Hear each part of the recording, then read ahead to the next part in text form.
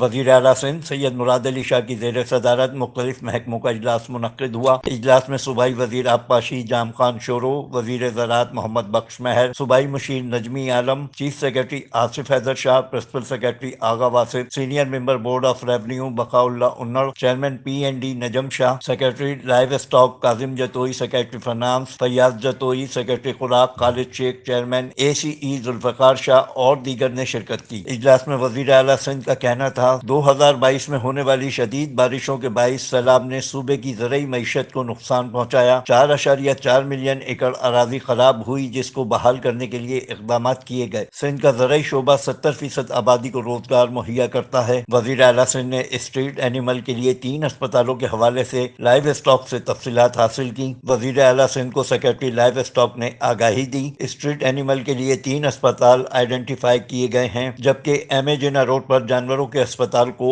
اپ grade کر رہے ہیں۔ حادثات کی صورت میں اسٹریٹ اینیملز کے علاج کو ایم اے جناح روڈ پر قائم جانوروں کے اسپتال میں یقینی بنایا جائے۔ وزیر اعلیٰ سندھ نے سیکرٹری لائیو اسٹاک کو کام تیز کرنے کی ہدایت کی۔ Afzal Khan, C110 news, Karachi. C110 news, خبر کی اصل خبر۔